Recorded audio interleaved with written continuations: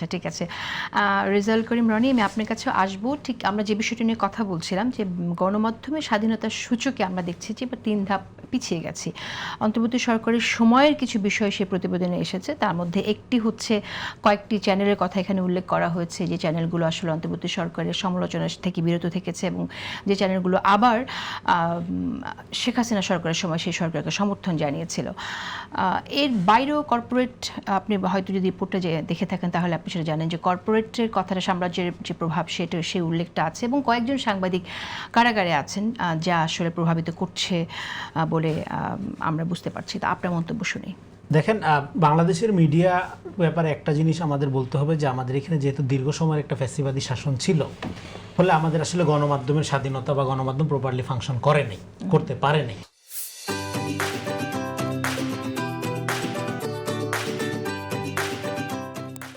কারণ একই সাথে একটা দেশে ফ্যাসিবাদ এবং গণমাধ্যমের স্বাধীনতা দুইটা একসাথে চলতে পারে না। যেহেতু এখানে একটা ফ্যাসিবাদ কায়েম ছিল, তার মানে গণমাধ্যম তার ভূমিকা পালন করতে সক্ষম হয়নি। হ্যাঁ, আমাদের বিদেশি মিডিয়া এবং সোশ্যাল মিডিয়ার উপর নির্ভর করতে হয়েছিল। তো ফলে এখন এই কাঠামোটা পরিবর্তন কি হয়েছে? হয়নি। কাঠামোটা জাস্ট চেঞ্জ হয়েছে। বাংলাদেশে 3 ধরনের মিডিয়া মোটা দাগে ফাংশন করে। এক হলো সরকারি মিডিয়া, 2 হলো ব্যক্তি মালিকানাধীন মিডিয়া, 3 হলো রাজনৈতিক মালিকানাধীন বা পরোক্ষ সমর্থনের মিডিয়া। এখন ফ্যাসিবাদের আমলে কি হয়েছিল? সমস্ত 3 ক্যাটাগরির মিডিয়ার চরিত্র এক হয়ে গেছিল। আপনি বিটিভি থেকে অন্য চ্যানেলগুলোকে আপনি আলাদা করতে পারতেন না। সরকারি মালিকানাধীন বা সরকারি ইনফ্লুয়েন্সিয়াল একটা মিডিয়ার পত্রিকার থেকে অন্য পত্রিকায় আপনি আলাদা, রেয়ারলি, 2 ব্যতিক্রমের কথা আমরা বলছি না, মোটা দাগে বলছি। তাহলে এই 3 ক্যাটাগরির মিডিয়া একই রকম আচরণ যখন করে তখন আসলে গণমাধ্যমের স্বাধীনতা বলে কিছু থাকে না। তো গণমাধ্যমের স্বাধীনতা এটা একটা খুব সুন্দর কথা। এবং প্রথম কথা হলো আমরা যে গণমাধ্যম বলি, এটা তো একটা প্রচার যন্ত্র। গণমাধ্যম হয়ে উঠতে হলে তাকে গণস্বার্থের আলোকে পরিচালিত হইতে হয়। তো এখানে পুঁজির কথা বলা যাবে, মালিকানা, কর্পোরেট সাম্রাজ্য, অনেক কিছু বলা যাবে। কিন্তু মূল ক্রাইসিসটা আমাদের এখানে যেটা হয়েছিল বিগত অভিজ্ঞতার আলোকে, সেটা হলো যে এখানে আপনার এই যে 3 ধরনের মিডিয়ার কথা আমি বললাম, এই 3 ধরনের মিডিয়া একই চরিত্র ধারণ করে সরকারের পক্ষে, ফ্যাসিবাদের পক্ষে প্রপাগান্ডা উৎপাদন করেছে। ডিরেক্ট করুক, সফটলি করুক, কালচারালি করুক, অ্যাস্থেটিক্যালি করুক, ইনায়ে বিনায়ে করুক, করেছে। তথাকথিত মূলধারার মিডিয়া থেকে শুরু করে পাতি মিডিয়া পর্যন্ত একই রকম চরিত্র, বিরল ব্যতিক্রম বাদে। এখন কি হচ্ছে? এখন একটা গণতান্ত্রিক নির্বাচিত সরকারের বিরুদ্ধে একই রকম প্রপাগান্ডা, এবং সেখানে সোশ্যাল মিডিয়া যুক্ত হয়েছে। আগে সোশ্যাল মিডিয়াতে বড় শক্তি ছিল সরকারের বিরোধিতা করা, যে কোনো হ্যারাসমেন্ট হয়েছে, ডিজিটাল সিকিউরিটি অ্যাক্ট এগুলো প্রয়োগ হয়েছে। এখন সোশ্যাল মিডিয়া, তথাকথিত মূলধারার মিডিয়া, সবগুলো মিলাইয়া এবং ডান বামের একটা অদ্ভুত ঐক্য, এবং তথাকথিত সিভিল সোসাইটি, যেগুলো আপনার আগে সবসময় ফ্যাসিবাদের পক্ষে মতামত প্রদান করতো, সবগুলো মিলে একটা গণতান্ত্রিক নির্বাচিত সরকারের বিরুদ্ধে প্রপাগান্ডায় নামছে।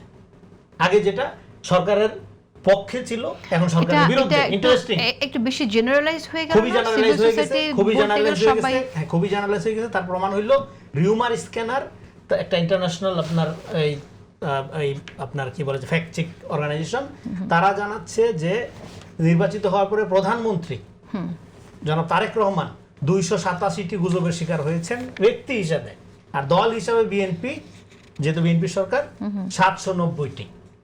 তো ফলে আমি জানাটাই আপনি বলতে পারেন, কিন্তু এই না, বুঝছি যে সিভিল সোসাইটি মেম্বারসরা সবাই যে করছে, সিভিল সোসাইটি মেম্বারসের হয়তো কেউ কেউ করতে পারে, সবাই তো মেম্বার। বাংলাদেশের সিভিল সোসাইটি মেম্বারের তো একটা অধপতন হয়েছে শাহবাগ মুভমেন্ট এবং হাসিনার ফ্যাসিবাদের সাথে অ্যালাইন করার মধ্য দিয়ে। এর বিরল ব্যতিক্রম যেগুলো বেঁচে ছিল, হ্যাঁ, সে মানে চরিত্র রক্ষা করতেছে, তারা এখন দেখতেছি যে তথাকথিত ডিপ স্টেটের এজেন্ডা নিয়ে ব্যস্ত হয়ে গেছে।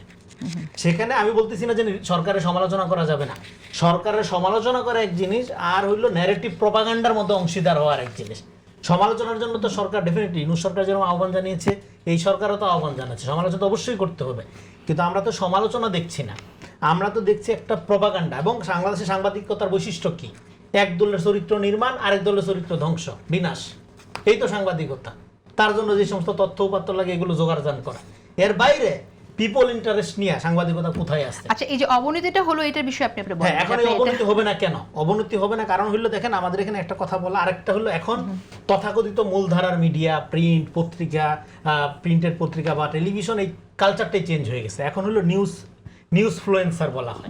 হ্যাঁ, এখন সোশ্যাল মিডিয়া, ইউটিউব এবং বিকল্প মিডিয়াগুলোর মাধ্যমে যেভাবে কুইক আপনার ধরেন যে সংবাদ প্রবাহ মানে সংবাদের একটা ওয়েবের মধ্যে দিয়ে জনগণ থাকে, সেখানে এই মূলধারার মিডিয়াগুলো খানিকটা পিছিয়ে পড়ছে।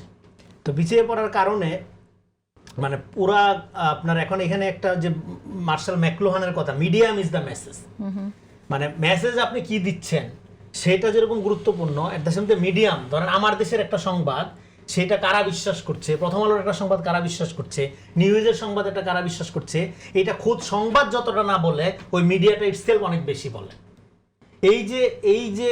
এই যে একটা মানে আমাদের পাবলিক সাইকিতে, পাবলিকের মননের মধ্যে এই যে ক্যাটাগরাইজেশন, এইটা স্বাধীন সাংবাদিকতার বিকাশের একটা অন্তরায়।